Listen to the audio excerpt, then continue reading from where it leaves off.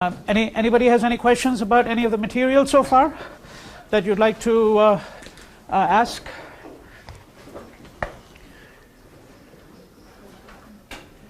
I also want to let you know that there's no provision for a review session or anything like that in this class, because we're going to have lectures right until the last day, right? So if what I suggest you do is I know it's probably a bit optimistic to believe that you're going to review the material 5 weeks before the end of class, but I think when you get closer to the end, you might want to start reviewing your notes, because if you do have any questions, then you can ask those questions in the last couple of lectures, right? Because as I've already mentioned, there is no provision for a review session here. Yeah, all right.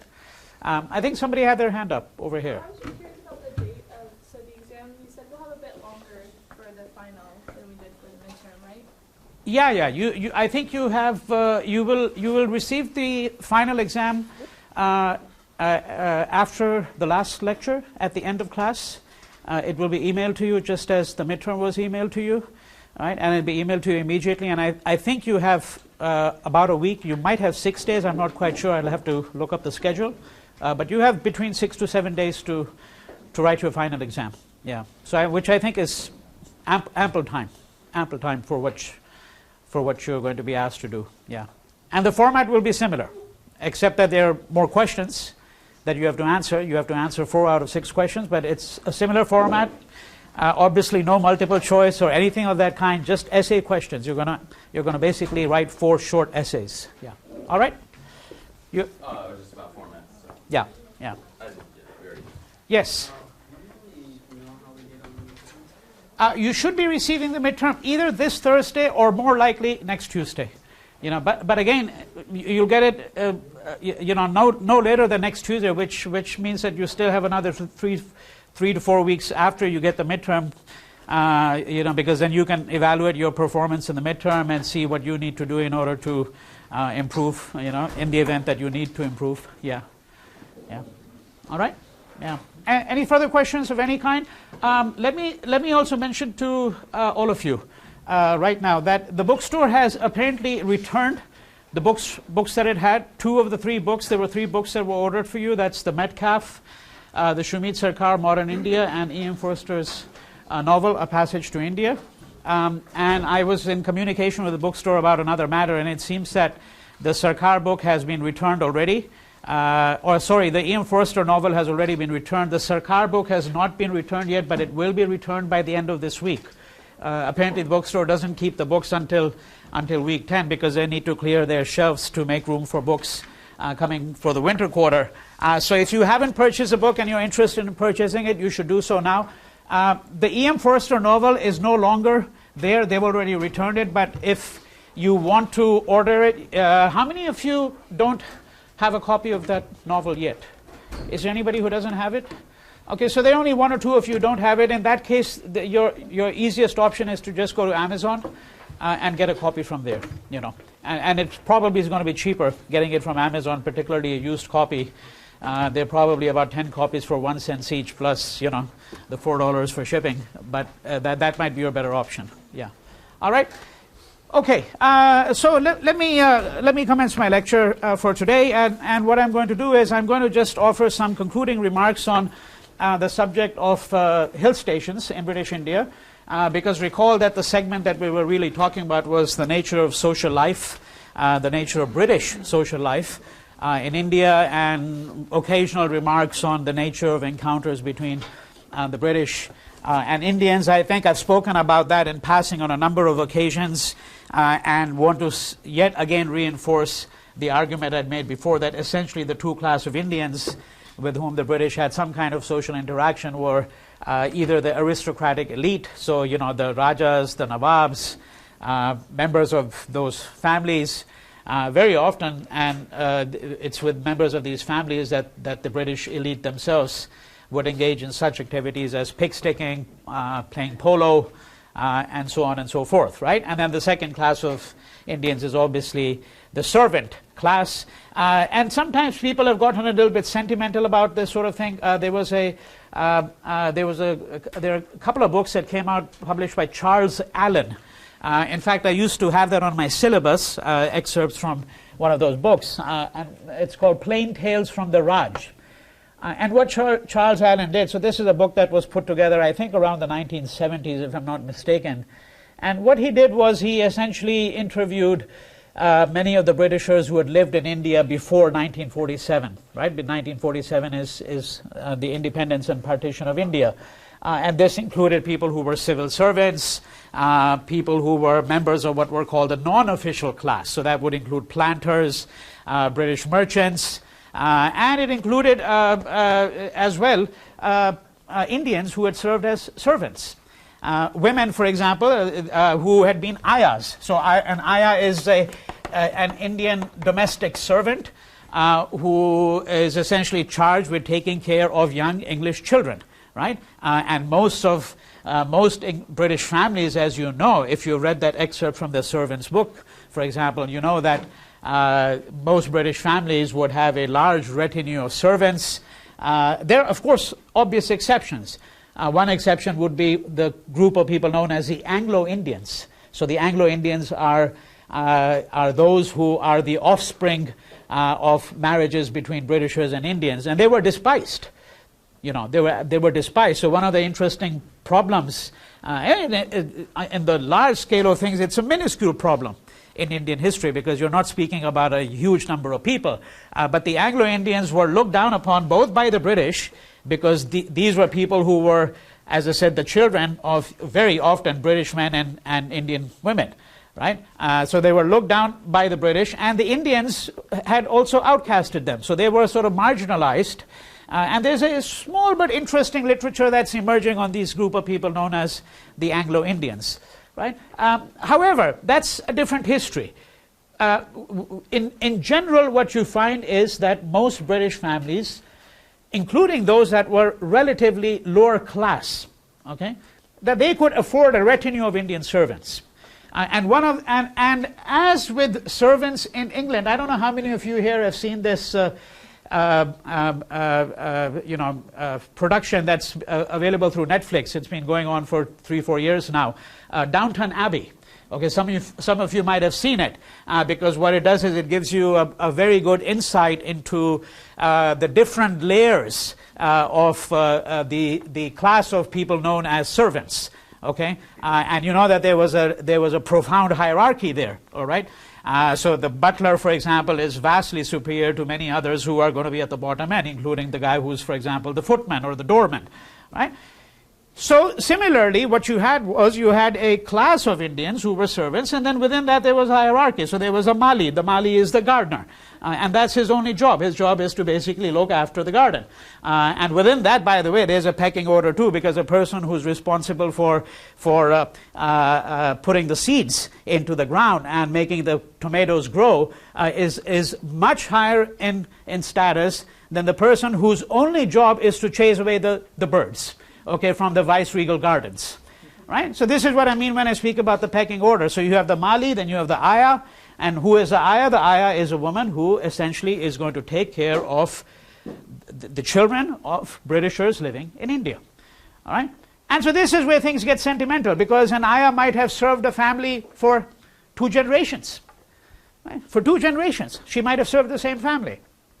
And so when you read this collection by Charles Allen, Plain Tales from the Raj, where some of these people have been interviewed, you know, they're reminiscents about the Ayah who had served the family, and how they felt about her. But as I said, there's a great deal of sentimentality about her. It's not as though these people were ever really part of the family. All right? Yes? The Ayah's an Indian. Oh, yeah, it's an Indian woman. Yeah. An Indian woman, yeah. Yeah, and then, you would have, and sometimes she might combine the role of the wet nurse, but sometimes there might be a woman who would be just the wet nurse, right?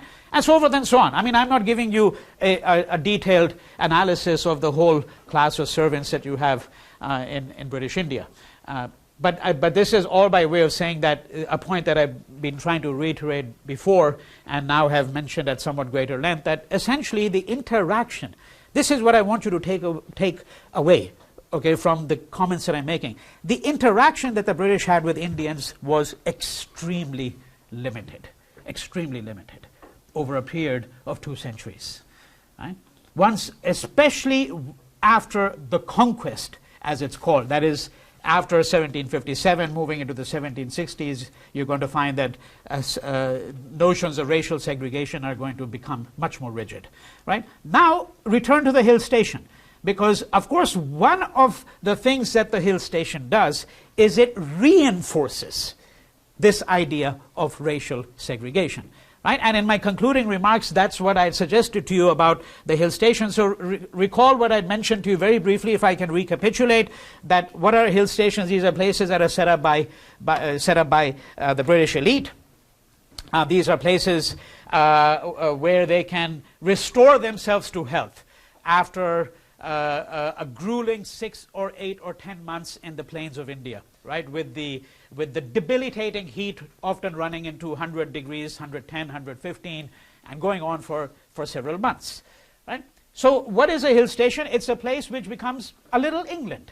It's a little England. And in fact, many of the fruits and vegetables that were grown by the British in hill stations. And to this day, until quite recently, now of course India is changing, because if you go to Delhi and Calcutta, I mean, when I was growing up in Delhi, I don't think I had ever seen strawberries. I think the first time I ever saw strawberries was when I came to the United States, right? Because this is not a fruit that you really find in India, and you certainly would not find it in the plains, and it's really only in the hill stations that you would find strawberries or raspberries.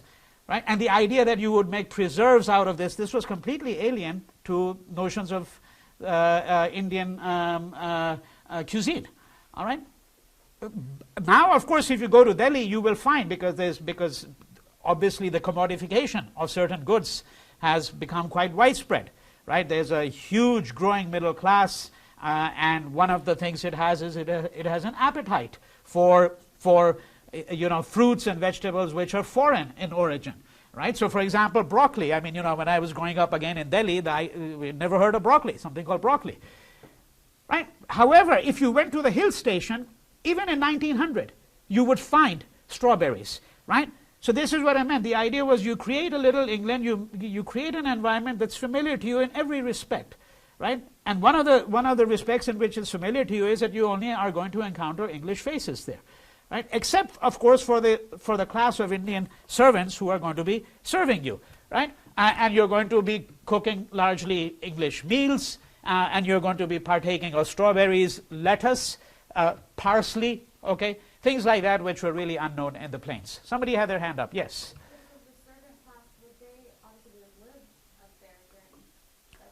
Oh yeah, but entirely separate quarters. Entirely.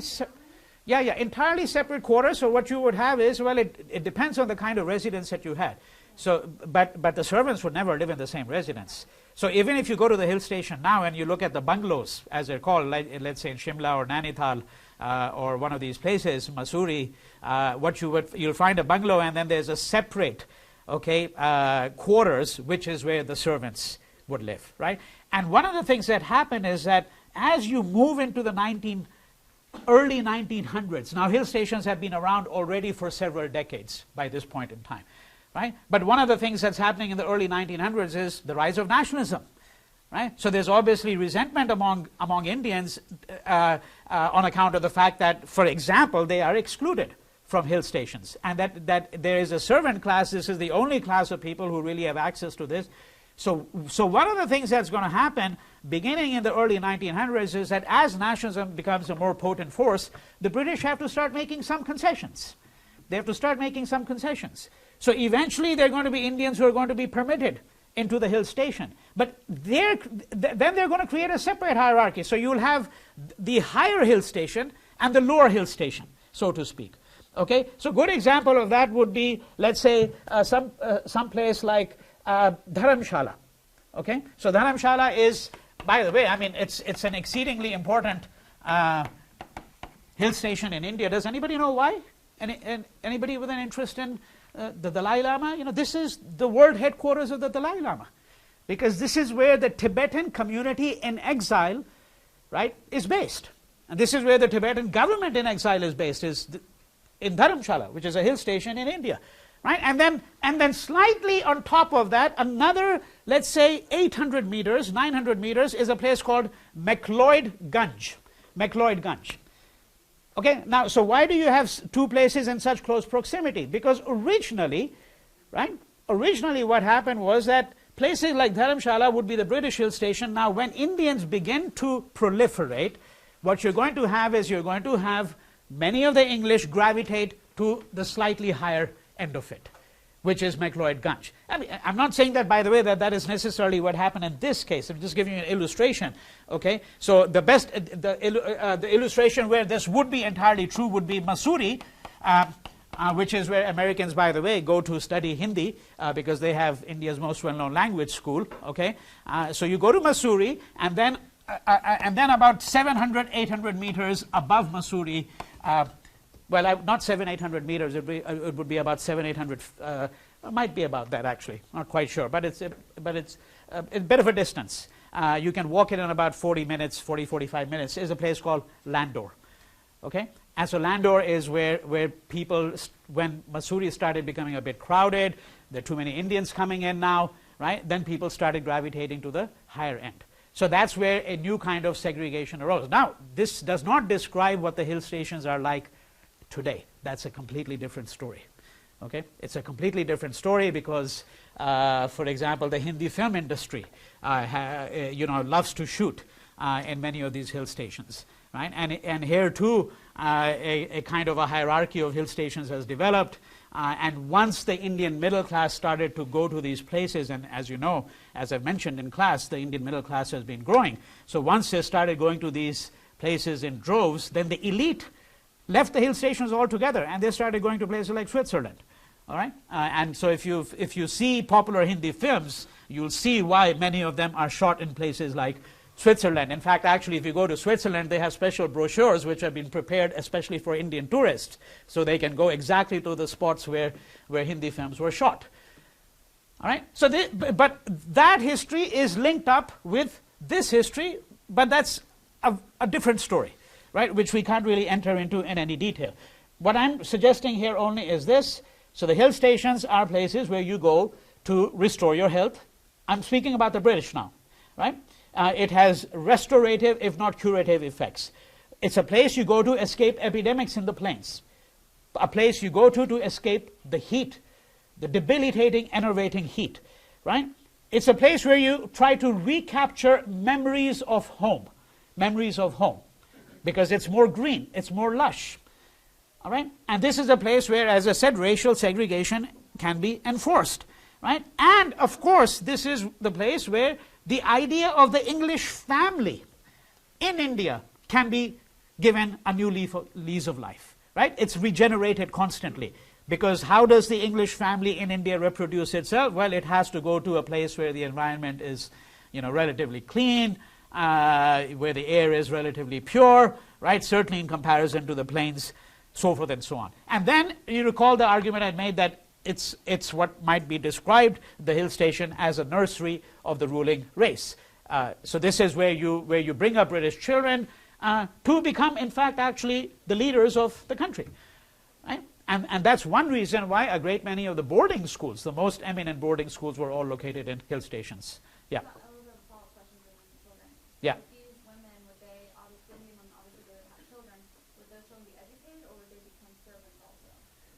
Whose children? Sorry. The Indians. The Indians? No, but it's not the Indians who are being educated. Yeah, so Yeah. I'm asking, would they become servants, or would these children that are born?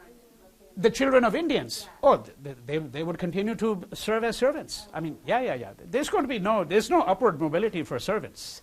There's no upward mobility for servants. Even today, incidentally, the likelihood that there's going to be great upward mobility for Indians who are in the lower class is not substantial.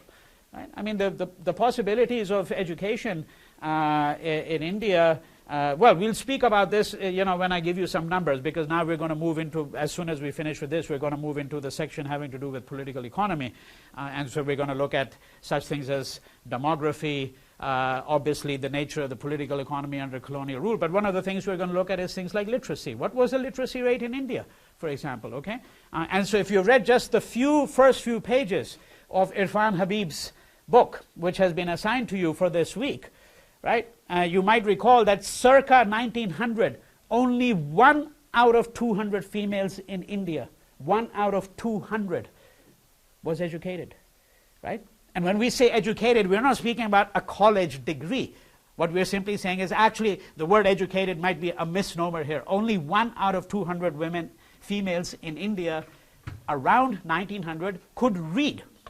They were literate, right? To what extent they were literate, we don't really know that. What were the parameters used to determine literacy? Those are technical questions which obviously we can't enter into here. Yes. But how are the Anglo-Indian children different from the other children? Well, you mean when you say different from the other children, you mean British children or Indian children? Well, since they were mixed, shouldn't they Yeah. have some sort of, incentive? No. You see the Anglo-Indians. I mean, this is the question of Anglo-Indians is an interesting one because it shows you the perils of what happens when you're neither in one community nor the other. Okay, when you're neither with one community, the best example, for example, in the U.S. might be, or in South Africa, might be what people known as coloreds. Okay, so for those of you familiar with South Africa, you know that in South Africa you had officially 4 classes of people, officially, under the apartheid state. So you had obviously the white elite, then you had a group of people known as the coloreds, and then you had Indians. And you'll understand in a few minutes why we can speak of a class of people known as Indians in South Africa. How did they arrive in South Africa, right? And were they there in such large numbers to warrant a separate designation for them? And yes, the answer is yes, they were, right? And then the fourth is obviously who? Black South Africans, right? Black South Africans. Now, was the position of colors substantially better than the position, okay, of black South Africans? In some respects, yes. Okay, but in certain social respects, not really.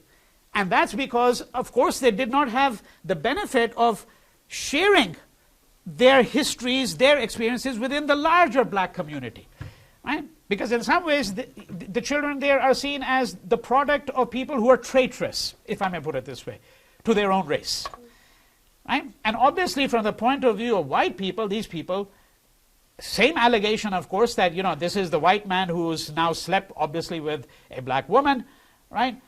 Or a Creole, and that's how you get a colored person, right? And so, I mean, I'm simplifying it because obviously, once you start to look at the social history of different groups, then we can entertain all kinds of speculations, right? And we can muster evidence from various sources to describe exactly what is the social standing of a group of people. But the Anglo-Indians were people who were really ostracized by the British community, right? And they didn't really have a place within the Indian community either. Right? So they're really living at the margins. But when we say they're living at the margins, to live at the social margins is not exactly the same thing as living at the economic margins. So one of the interesting little tidbits, again, we can't enter into a long history of that, is that the Anglo-Indians are going to be quite important in the railway industry in India. Right? So they're working on the railways. That's going to be one of the major areas where they're going to be able to get an occupation. Right? But that has to do with how a certain group of people carve out a niche for themselves in a economy. Right? Why is it that the motels in the United States, why is it that 50% of the motels are owned by Indians? They are, by the way. Okay, 50%. For the Gujaratis in this room, you would know exactly what I mean. It's a stereotype, but that is indeed the case. Right? So how group, gets to occupy a certain niche within the economy is an interesting question. And that's one of the things that's going to happen with the Anglo-Indians. But that's really taking us far away from what we're trying to understand here. And what we're trying to understand here simply is what is as it were, the cultural and political economy of the hill station. Right? So I think I've mentioned to you a great many things here which will help you understand it. I mean, there's some other obvious ones which are related to the fact that this is a place where racial segregation is enforced. And when I say obvious, what I mean is that it's a place where the British feel secure and safe. So when the 1857-1858 rebellion takes place, and we're going to get to that next week, right? The hill stations are going to be the places where the British are going to send at least all their women and children, because they see these places as relatively immune. Well, partly because of the altitude, right? Communication networks are not very good. The first railway line in India is going to be opened in 1853. But it's not a railway line that goes into the hills. Eventually they're going to have, by the way, they're going to have railway lines going to many, not all, many of the hill stations. Shimla is a very good example. They have what's called a toy train, which still exists, right? Okay? And so you can actually get up to Shimla on a train. Darjeeling would be another illustration of that. Right? But 1857, so 4 years ago, the first railway line is going to open in India, in Western India. And we're, again, something we're going to look at in a little bit, right? But 1857, when the rebellion takes place, the hill station is a place that is seen as a place of refuge, right? That's where the British can be safe and secure, right? And final concluding remark on this question: why hill station? Why not hill town? Why is it called a hill station? Why not a hill place, hill resort? It's a resort of sorts, right? Right? Why is it called a hill station? And so, if you read the little piece that I've written on it, which was assigned to you, I entertained some speculations about that. And one of the things I point out is that remember that one of the crowning pieces of architecture at every hill station, and you see it when you arrive there, you can see it from a distance, is the Anglican church. Okay? And so you get the Stations of the Cross. When you go inside the church, it's the Stations of the Cross. Now, I think this metaphor is quite instructive, because the British male elite saw themselves as bearing the white man's cross. Right? Look, we've come here, we're serving the heathen, imagine. Right? That's how they're thinking to themselves. You've got these illiterate Indian peasants and heathens, right? And we're doing God's work. We're doing God's work. So this is bearing, as I said, the burden of the white man, of the white man, right? And the hill station is, so to speak, the last station you arrive at when you're bearing this cross, okay? When you're bearing the burden of what it means to be part of the ruling elite. Right? So you can enter into speculations of that kind as to why these places are called, for example, hill stations.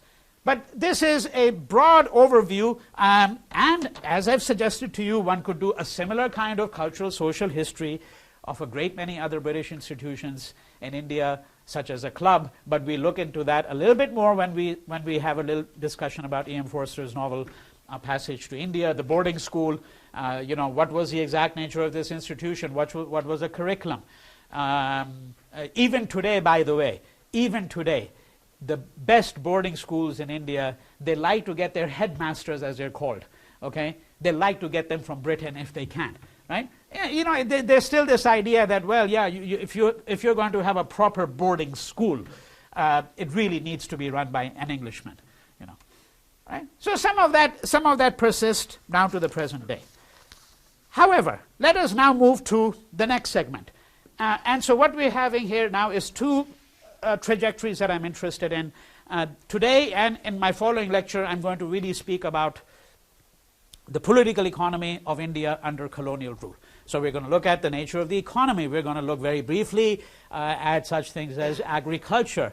We're going to look in some detail at opium and the opium trade, and we're going to look at the wars with China, which are centrally related to the opium trade in India. Okay, and that's what I want to begin with. And we want to look at the phenomenon of indentured migration, okay, which will take me back to the comment I made a few minutes ago about Indians in South Africa. Now, in the 1830s, so let me begin with that. In my following lecture, I will go back to an overview. We're going to look at some data, and that data will concern such things as, growth of the Indian population, or stagnation in some cases, right? What does that tell us about the Indian economy circa 1760, let's say, to about the 1940s? Right? If you've read Habib's book, I think I mentioned this statistic to you in passing in one of my previous lectures here, but page 3, okay, page 3 of this book, right? He gives life expectation 1871 to 1921. Right? I never cease to be shocked by this figure. I mean, I think until my dying day, I will find it difficult to accept that life expectancy in India could have been so shockingly low. Right? So in 1871 to 1881, life expectancy for a male is 23.67, for a female 25.58. Right? 1881, 24.59, for a female 25.54. So this is every 10 years, because the census, remember, we had a long discussion of the census, the institution of the census. So these figures are drawn from the census, right? 1891, 10 years later, 23.63 for the male. 1901, 22.59. And 1911, life expectation at birth for males, 19.42. I mean, less than 20 years. And it's gone down from 1871 to 1911 in this period of 4 decades. These are not my figures. These are figures that are taken from the census, right, of India. A compilation put together by the British. That in a period of 4 decades, life expectancy in India went down dramatically for males and females, right? So, you know, when you hear glowing assessments of what the British introduced in India, oh, they introduced railways, India became, more civilized, or whatever the rhetoric might be of people who are trying to apologize in some ways, right? The figures speak for themselves here. And the question here will be, what does this tell us about the Indian economy? That's what we are interested in, right? What do these figures tell us about the Indian economy? So let's push this narrative back to the 1830s. In the 1830s, you're going to begin to witness migration of Indians to places spread around the globe, right? Because one of the interesting things from my point of view, which is the subject matter of a separate course, which I've taught, and that is the global Indian diaspora, is, how did the dispersal of Indians take place, right? And there are countries such as, albeit small countries, but they're countries nonetheless, such as Trinidad, okay, Fiji, Suriname, right? So mentioning 3 countries to you, where the Indian population at one point exceeded 50% of the population, 50% of the total population of the country. In Fiji, the Indian population used to be, as late as about 20-30 years ago, it used to be over 55% of the total population of the country. And total population is slightly less than 1 million, okay, in Fiji. Of course, there are places where the Indian population is still significant, and those are much larger countries such as South Africa, Malaysia would be another instance, but they're not in the majority there, not even remotely, of course, but still substantial population. But nonetheless, Trinidad, if anybody's ever been here to Trinidad, you know that the population is essentially divided between Indo-Trinidadians and Afro-Trinidadians, okay? Same thing with Guyana, right? Another country with over 50% of the population was of Indian origin. Suriname, which is technically South America, it's right on the top next to Venezuela, right? But part of what you might describe as the British, British-Dutch Caribbean, right? Fiji, completely different part of the world, right? 55%. Mauritius, 60%. Right? So you're talking about largely islands, but then you're going to have a substantial number of Indians who are going to land up in South Africa. In Natal in 1860, for example, you already have a fairly substantial Indian population. And of course, the most famous Indian of modern times lived in South Africa for over 20 years before he made his way back to India. And I'm speaking here obviously about Mohandas Karamchand Gandhi, right? Otherwise known as Mahatma Gandhi. Right? So he spent over 20 years in South Africa and then made his way back to India eventually. Right? But South Africa had a substantial Indian population, a very substantial Indian population. If you go to Durban today, so right at the outskirts of Durban is a place called Chatsworth, right, which has an estimated population of 300,000 Indians. So you're talking about very substantial Indian populations, right, in these parts of the world. Malaysia, the Indian population is approximately 8% of the total population of the country, right? So how did this arise? So the conditions for this, to understand this, we have to go back to India in the 1820s, 1830s, right? Now this is already 6-7 decades after Plassey, after the conquest of Bengal. And one of the things that I'd like to suggest is that the Indian economy was obviously in a state of absolute disrepair, right? Why would a group of people, and here we talk about large numbers of people. So the total number of people who migrated in the 19th century as indentured labor, and I'll explain in a moment what I mean by indentured laborers, right? The total number of Indians who migrated is somewhere in the neighborhood of 1.6 to 1.8 million, approximately, okay? So what are the circumstances under which they went? All right, did they know where they were going, for example? Because a great many of these people, in fact, the vast majority of them would have been illiterate, completely illiterate, right? And how did they get there? So this is your map of India. So you remember you've got the ports here. So this is Calcutta over here, right? And this is Madras over here. And then you've got Bombay over here, right? Just a rough idea of what we're speaking about, right? These are your ports, and many of the people who went as indentured laborers are people who actually live in the Gangetic Plains, in the interior, over here, right? So they would first make their way to the port city, or there's some cases, I don't think that they account for the majority of cases, I think they account for a very small number of cases, but there certainly were reported abductions, people who were kidnapped, people who were lured into going, right? And why would you be lured into going? That you have to feel that your own prospects for economic advancement wherever you're living are negligible, are nil, in fact, right? That you don't have a future if you're going to be taking a journey from the interior of the country to the port city, okay? And very often then they would be put on a ship. And sometimes they thought they were only going to be traveling for a day or two. They thought they were going to a neighboring place. Because the idea that you would go to a place called Fiji, which nobody had heard of, okay? I mean, even today, 90% of the people in the world wouldn't have heard of Fiji. What about talking about 1830? If I said to you, where's Mauritius? You know, how many people are going to jump up and say, yeah, I know where it is. You know, I can tell you where it is, right? I mean, who knows about Mauritius, Fiji, places like that? Right? So the likelihood that anybody in 1830 has any clue at all about these places is negligible.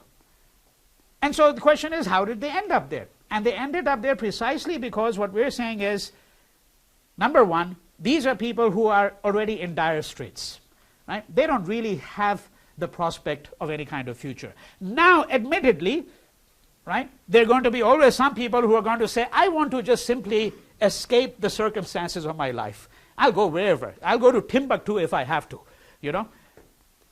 And there are people who might obviously be taking their chances, saying that, well, I don't really have much of a future here. Let me just go somewhere else. You want to break away from your past. There could be any number of reasons. You want to break away from your marriage. Well, this might be sort of a hazardous way to do it. You know, getting on a ship and not being sure that you're ever going to arrive alive at your destination, because that destination is you're going to arrive there 3 months later. If you're going to Trinidad, you know, you're not going to arrive there overnight. I mean, this is going to be a long journey. It's not quite the Middle Passage, right? It's not quite like the journey that slaves undertook. That's the Middle Passage, right? Where, as you know, a substantial number of them never even made it, right? And then they were unceremoniously, the bodies were flung into the ocean. That's exactly, by the way, what happened with the indentured laborers. There is a pejorative word that was used always for them. They were called coolies, okay? So if you look it up, you know, in the Oxford English Dictionary, you'll get a bit of a description of, you know, what this word is. But what it is, it refers to these indentured laborers. And it's a pejorative word, you know. So you do not describe an attorney as a coolie, but that's exactly what Mahatma Gandhi found when he was in South Africa. The fact that he was a lawyer, right, and that he'd been trained in Britain did not save him from being called a coolie by white people. And of course, he's going to be thrown out of a train, out of a first-class cabin, and that's what's going to make him aware of the idea that there is something called racial discrimination. Right? So the coolie was a pejorative word used for all Indians, effectively, right, in these circumstances, the ones who had gone overseas. All right? Now, what did it mean to go as an indentured laborer? And please do not think even remotely for a second that this doesn't have anything to do with the history of British India, because some of you might be thinking, well, why are we speaking about these Indians who have gone? They're no longer in India. But obviously there's a relationship between India and its diaspora, which continues down to the present day. The origins of this go back to the 19th century, and what we're speaking about here is not simply the fact that 1.5 million or more Indians are going to now go to these far-flung places.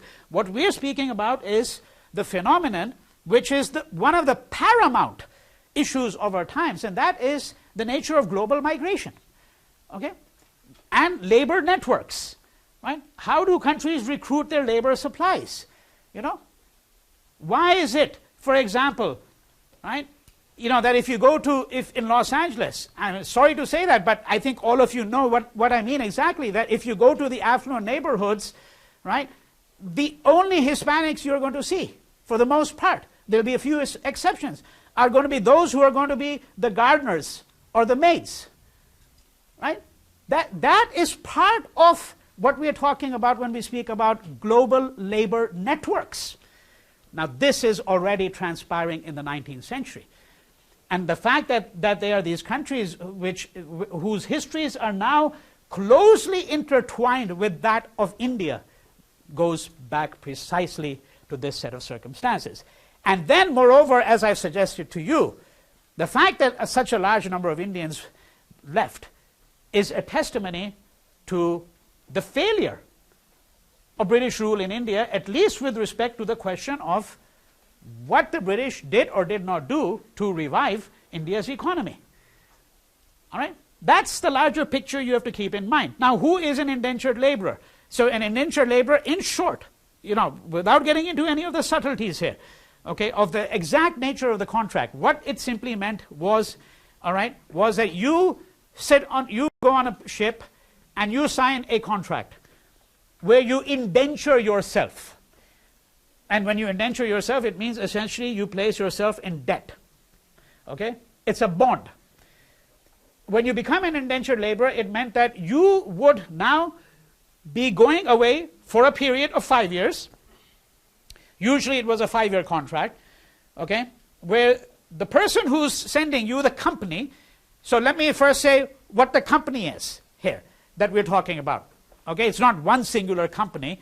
And why are they going, by the way, to places like Trinidad and Jamaica and Suriname? Why are they not going to France or England or Italy? Right? One of the reasons for that, of course, is that all of these places are British colonies. Almost all of them.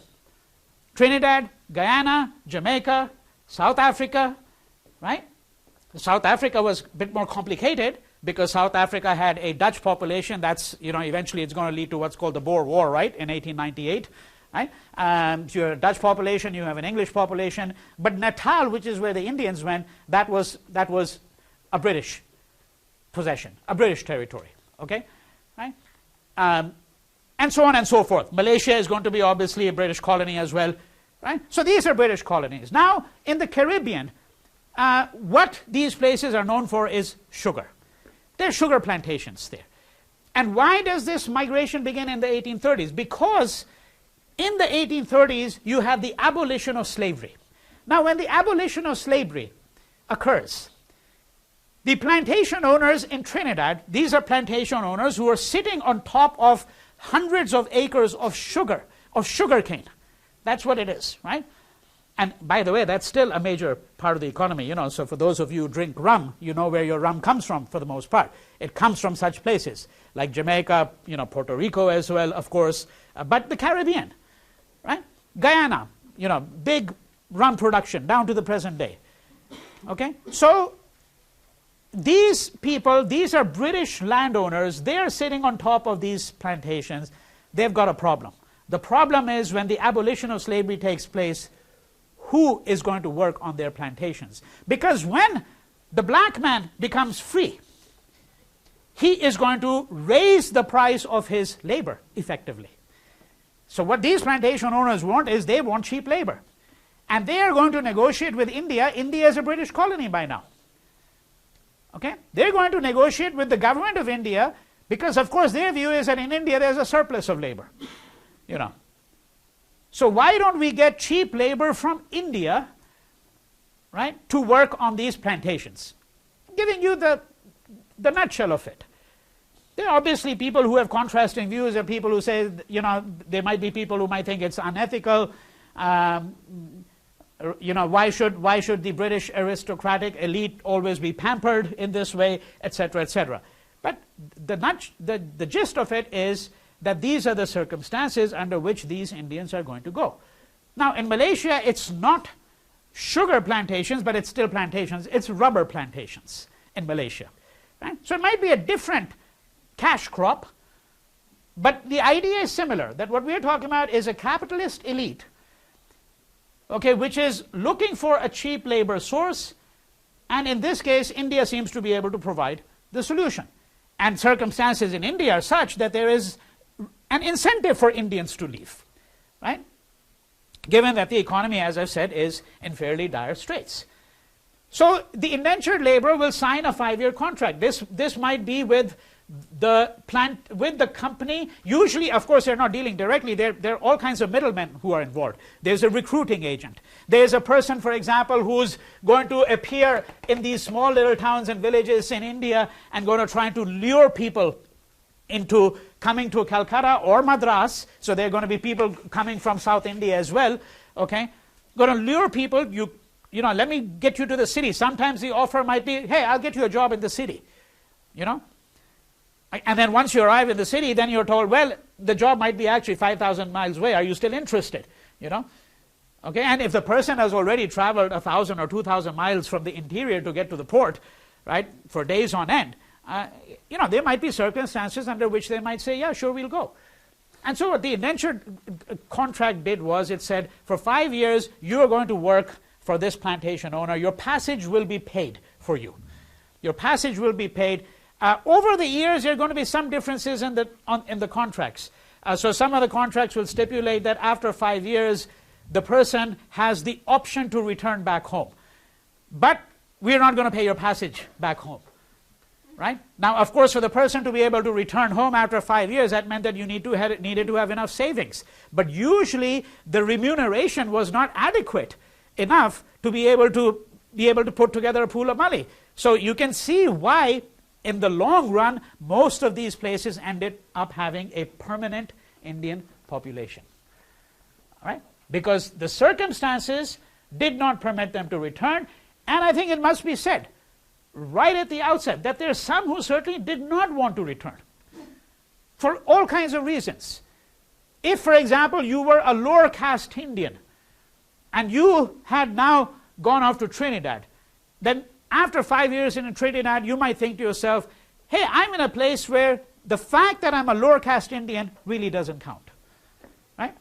Well, yes, I mean, I'm still an Indian, and therefore I'm still an indentured laborer, but there may be the possibility of some kind of, as it were, redemption eventually. And what would very often happen is that these indentured laborers might indenture themselves for another 5 years on the condition that at the end of that second 5-year period, they would be free, entirely free. All right? They would no longer be bound to the plantation owner or whichever company it was that had hired them and that had made them an indentured laborer. Right? So these are the circumstances, in a nutshell, under which these Indians go to these places, as I said, spread around the world. okay, spread around the world, which is one reason why, of course, the Indian diaspora now is ubiquitous, you know. I mean, they very often, they say that there are two things that you can find all over the world.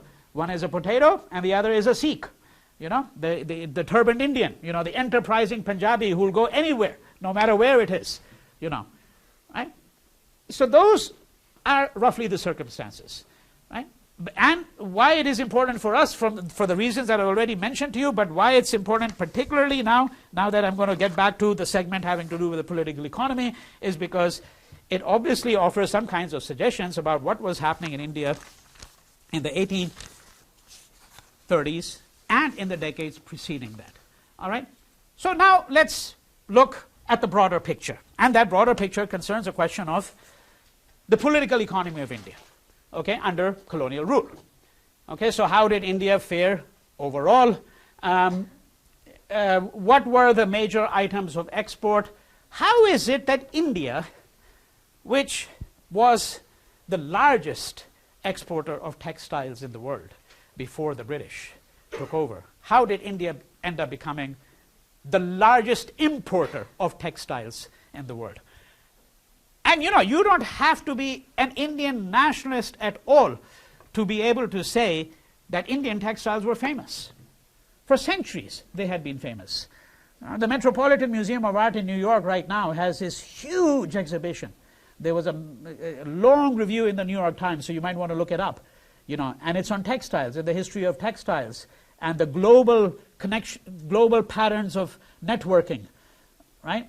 How do textiles move from one place to another? Patterns, you know, when you look at textiles, there are patterns, right?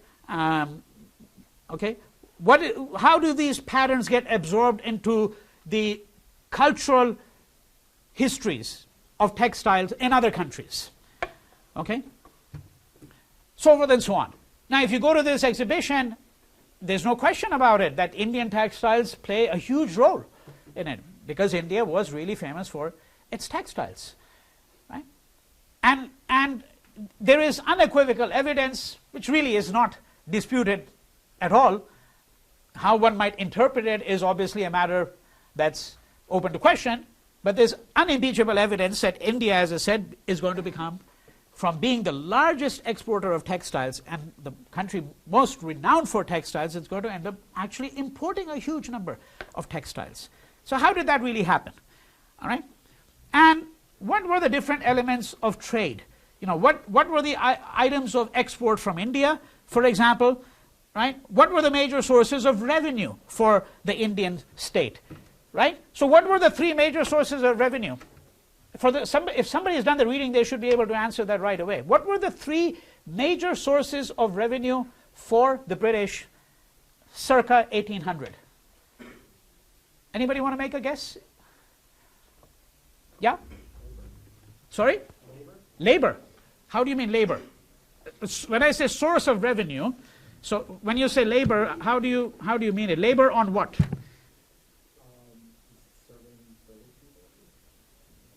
No, but that would not be a source of revenue.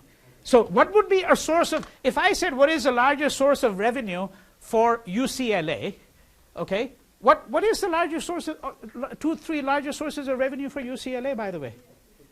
Sorry? Football.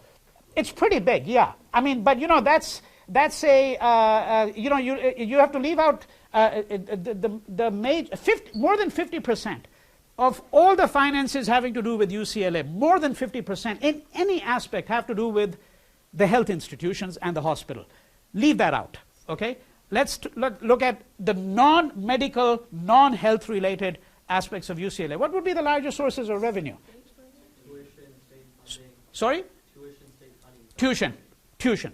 Undergraduate tuition, and of course, tuition coming from foreign students, which is why they're increasing the percentage of foreign students at UCLA dramatically, because they're all cash cows. They're all cash cows. If there are any over here, you should know, okay, why you're here, so to speak. Other than the fact that your merit got you into the institution, leave that out, okay, right? You're all cash cows if you're a foreign student, because you're paying $30,000, $40,000, whatever it is, huge chunks of money at a time when state revenues have declined dramatically, okay, for this institution. The other major source of revenue, that's what I mean when I say revenue, parking fees. I'm not joking. Top 3 at UCLA. Top 3. Okay? Parking fees. Huge number of parking spots that this university has. Okay? So what were the major sources of revenue for the British, for the East India Company in around 1800? Top 3. Yes? Not spices, no. No, it's there's trade, but it's not. Okay, yes. No, what are they getting there? What is their source of revenue? For example, in the state of California, one of the major sources of revenue is personal income tax. Right? Most people will pay personal income tax. You know? Yes. Have they implemented opium yet? Oh, yeah, of course they have. So Opium. Opium is one of the 3. What's the others? Land revenue. Permanent settlement. Why have we been talking about the permanent settlement? And why did I mention I'm going to spend half an hour, a little bit extra time on opium? I'm giving you some. And the third one, opium, land revenue, opium revenue. And when I say opium revenue, I mean revenue from the trade, which I'll explain to you in very substantial detail in a few moments. What would be the third one possibly? Salt. Salt. And you think, how could you possibly make a fortune from salt? Because the British had a monopoly introduced in 1772 on the production, sale, and distribution of salt. If you were caught selling salt privately, it was an offense. And when Mohandas Karamchand Gandhi goes on his salt march in 1930, you should be thinking about why he undertook something called a salt march. Okay? Whether he had in mind the monopoly over salt, which of course he considered to be an essential item, right? Especially in a hot tropical country where you're going to, lose a large amount of perspiration, sweat, right? Salt is essential, Salt was, in fact, the largest source of revenue for a while for the British. And then it's going to be overtaken by land, and it's going to be overtaken by opium. All right? So, interesting things, right? This generates more revenue. Opium, for example. Now let's stick to opium for a while. Okay?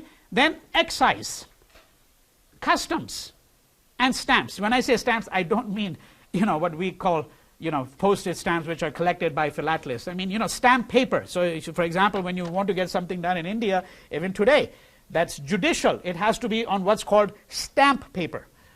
Okay? So it's an official paper. A certain amount of money has been paid. So when you want to get a certain legal document, it has to be on stamp paper. All right? So the British were getting more revenue from opium than they were getting from excise tax, right? And so when I say excise tax, so for example, very often the tax on luxury items is a form of excise tax, right? For example, taxes on tobacco, extremely high in some states in the U.S. In New York, the minimum price for a packet of tobacco for cigarettes is $10.50 now, right? So that's revenue. That's revenue. These are all sources of revenue. And I think it is really astonishing that the British were getting their revenue from salt, that the 3 largest sources were salt and opium, and of course, understandably, land. All right, now when did the British acquire a monopoly on opium? Okay, and when I say monopoly, what I mean is monopoly on the production and sale of opium in Bengal, 1775. So that's less than 20 years after Plassey. 10 years after they acquire the rights to the Diwani. Remember that they become the Diwani, the revenue collectors. Okay, right? So what it meant in part was that there would be only government-approved peasants and cultivators, okay, who would be working the opium trade. Now, where was the opium grown? So they got 2 main sources. One is this whole area, Bengal, Bihar. So, Bengal, as you know, included large parts of what, we've said this many times before, included what today large parts of, Bihar. Okay? So this whole area here, they had a number of factories. That's where opium was grown, and then it would be sent to these places where it would be processed. Banaras was one big place. Ghazipur was another big place. That's where it would be processed. Okay? Now, an interesting question. Okay? If opium is such a large source of revenue, where is it being sent? Is it being consumed in India itself? All right, we need to spend just a moment about this. Yes? China, yeah. So we'll get to that. Yeah, it's going to go mainly to China, and they're going to turn China into a country of opium addicts, essentially. Okay, China and, by the way, Southeast Asia. Other parts of Southeast Asia. So I'm including what today you would call modern Thailand, places like that. Okay, but China is going to be the main place, right? How many cultivators are involved? Roughly 2 million. Roughly 2 million. What percentage of the total arable land in India is devoted to opium cultivation? 2%. Again. So 2% of the total land given over to arable land, given over to agricultural production or production of cash crops, right? Only 2% of it is given over to opium, and yet opium is obviously a huge source of revenue, and there are going to be approximately 2 million cultivators. One interesting little problem, let's resolve that problem before we get back to the main narrative, and that is that if India is going to become such a large producer of opium, why is it that opium addiction did not become a problem in India itself? Because it did not. And no historian, to the best of my knowledge, has really addressed that question. One reason they may not have addressed it is because historians don't usually address things that didn't happen. Okay? Right? It's a contrafactual. It didn't happen. So, we don't really know would be the answer. We do know why China got addicted. We know because huge amounts of opium were sent there and it was relatively cheap. Right? That might give you an answer as to why there was no real addiction in India. That in India, the price of opium remained relatively high. But you can take, by the way, a bit more cynical view. And most of the historians would say, well, we don't want to do that because this means speculation. But the fact remains. Nobody disagrees about the fact that opium addiction was not a problem in India, even though the opium is being generated in India itself. Right? Because you would assume that might be one thing that might alarm the British. Right? So what would the speculation be? The speculation is that, yes, we do know that the price of opium was high. That's not a matter of speculation. We know that. That for an average Indian peasant to be, or even a town dweller to be able to afford opium and to indulge in that expensive habit, okay, was not possible because it was, in fact, expensive. It was expensive. But then why make it expensive in India? Yes? Because they knew the effects that it would have on the people themselves. Therefore, it would lower their revenue because the production would slow down. Productivity. It's all right to let others elsewhere in the world get addicted. In fact, you're sending opium over, that's not your headache. Right? It's their headache. But you don't want the subservient class in your domain. It's not your country, but it's now your domain. You're ruling it. You get a large number of Indian laborers addicted to opium, it's definitely going to decrease productivity rates. That might be one reason. Right? And that's where I think one has to do that kind of work of speculation and say, well, this is, what's really going on here. Jesse, I think you had your hand up. You wanted to, no? Yeah.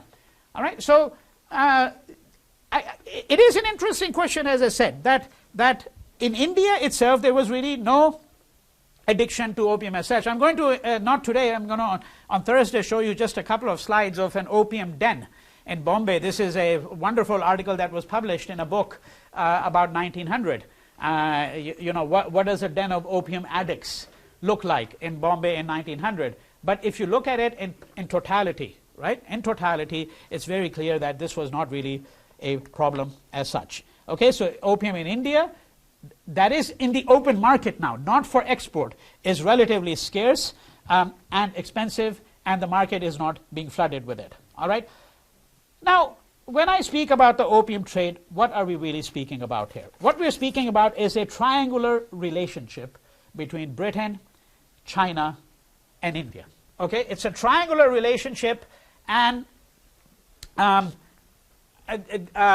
nature of this triangular relationship can be described very briefly as follows. All right. Before we just move into that, one thing that you need to keep in mind is that before the opium trade, in the 17th century, okay, the two countries which were able to acquire large amounts of precious metals from the New World, right? Because where is the bullion coming from into Europe? It's coming from the New World, right? And the two countries which then are going to acquire a good deal of that bullion from Europe are obviously China and India. And one of the reasons for that, and we need to put it quite bluntly, is that there were a great many things that the Europeans wanted from India and China. I'm talking about before the conquest. I'm talking about the 1600s, first half of the 1700s. We've talked about the kinds of things that they would want from, okay, places like India and China. From India, you would want textiles, you would want cotton, right? You would want spices. Just to name a few. From China, you would want what? Tea. Tea. It's going to become a major drink all over Europe. Porcelain. Silk. Okay? What does China and India want from Europe? The answer is nothing. Effectively, nothing. Europe has really nothing to give. All they really have is bullion. And when I say bullion, I mean gold and silver, precious metals, which in turn had come into Europe from the New World, from the European conquest of the New World. Okay? So China and India are already big repositories of these precious metals. And one way to understand what happens in India after Clive, after Plassey, is that this is going to get reversed. It's going to get reversed. And there is just no question that this reversal is going to take place. Again, the evidence, it seems to me, is really absolutely unimpeachable. Okay? Now, when I speak of the triangular trade, so we're talking about India, okay, and we're talking about China, and we're talking about Britain over here. All right? So what is going from India to China? Right? In the 1770s a period we're interested in now, right? After the conquest, opium. Opium is going from India to China. What is China paying India with in return for the opium? Silver. Silver.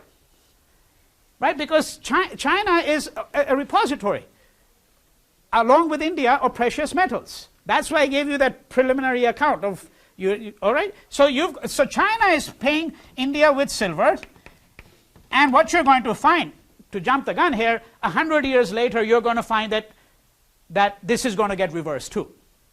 It's not silver that's going to be coming into India from China in payment for this. It's going to get reversed, and you'll see why. Okay, so you've got opium going from India to China.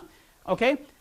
Now, what is Britain getting from China? What's Britain getting from China is tea. So the question is, how does Britain pay China? Okay? When India becomes a colony, in part it is going to obviously, because this is part of one network now here, okay? Britain is obviously going to pay China for the tea through opium. Through opium. That's how Britain is going to essentially pay China. Okay? Through opium. And you're going to find that the exports of opium are going to just increase dramatically. Okay, I want to just give you some figures so that you have some sense of what we're really speaking about here. Okay, so the East India Company has stepped into the trade. The British have established a monopoly. Okay, in 1730, the British export of opium, okay, 1730, this is before the conquest, is 15 tons. That's it, 15 tons. In 1838, well, let me give you the intermediary figure. Okay, after the conquest, 1773, so this is very soon after the conquest. And you know, things are in a state of disarray. They're in a state of disarray. One of the things that signifies that things are in a state of disarray is, I hope you remember, the Great Famine, which kills off roughly between a third to 1/4 of the entire population of Bengal. 10 million dead. Because it's anomie, there's social chaos. It's not quite clear who's in order. The company is maintaining this fiction that, yeah, we recognize, you know, the Mughals as a supreme ruler, and yet the company knows that in effect they are really the ones who are now dealing the deck, right? So this is what you would describe as social anomie as well. Economic chaos and social anomie. And this is one reason why a number of social problems are going to occur, which we're going to address later on when we look at the section on gender.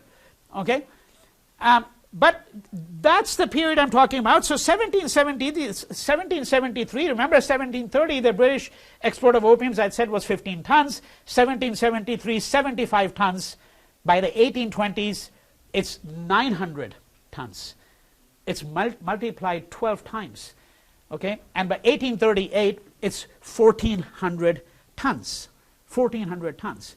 The Chinese are going to actually impose a trade embargo in 1839, right? And that's eventually what's going to lead to the first Opium War that year. So you're going to have 2 Opium Wars.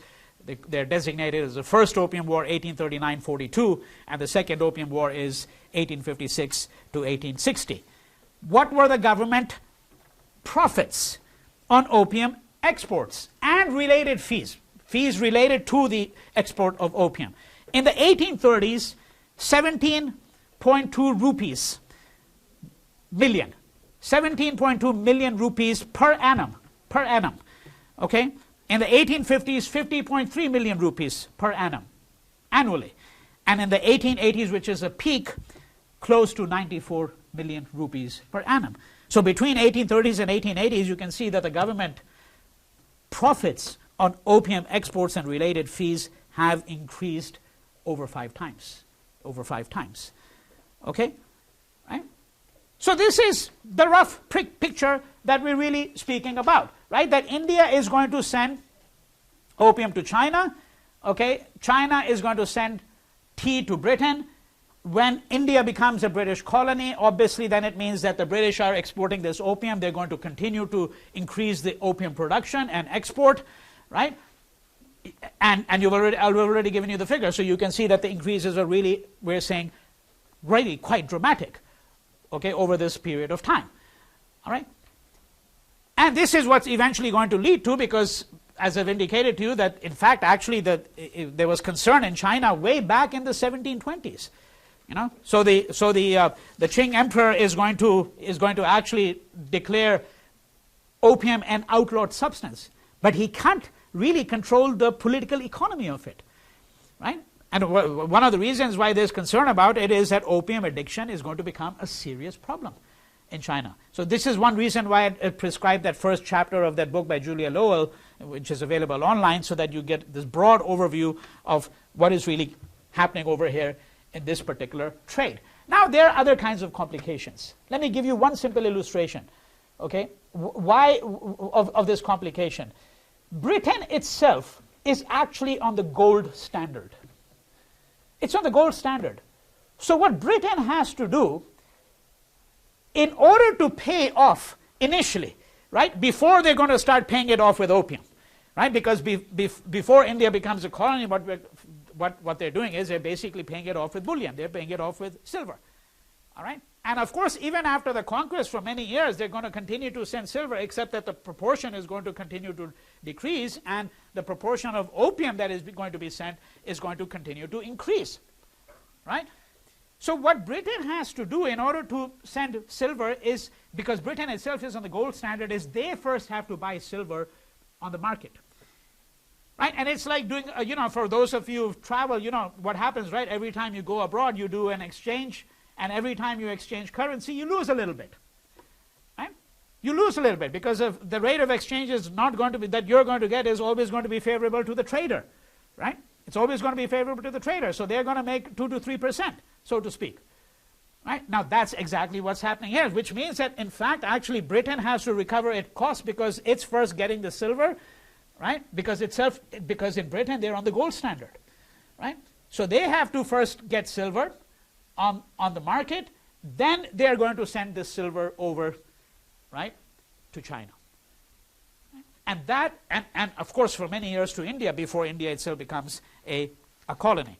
Now, let me give you a slightly longer picture because we've given you some data from the 1830s going to the 1880s, right? Because one thing that you should be aware of is that as we move into the late 1880s, the place of opium is going to decline rapidly in this trade, right? And in fact, by 1935, it's no longer an important part of the trade at all.